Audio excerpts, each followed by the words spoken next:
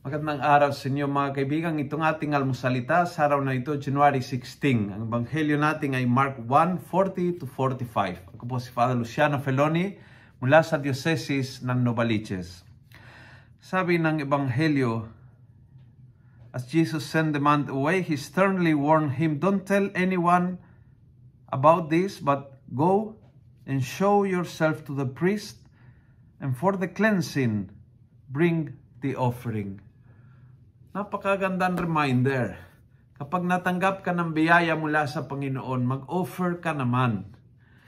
So it's not just a material offering, which is okay and pwede naman. But you can offer yourself, you can offer your time, you can offer. Have an attitude of gratitude. Kapag talagang tinanggap ng biyaya mula sa Panginoon. Sabi ni Santa Teresa, amor con amor se paga. If you receive love, love is yung bayad mo kapalit. Ang Diyos nagpapakita sa ating sa mga libon-libong pamamaraan araw-araw ang kanyang pagmamahal.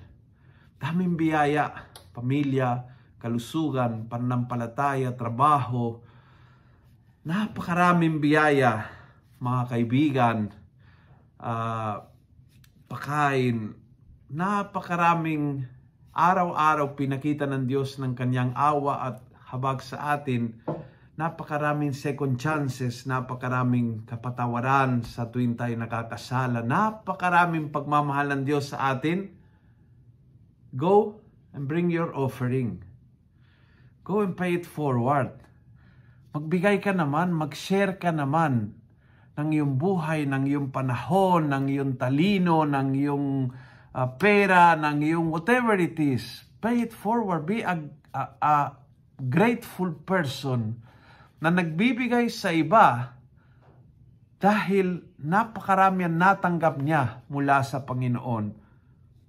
At batid niya na ang bigay sa kanya ay talagang biyaya, regalo, and therefore wants to pay it forward.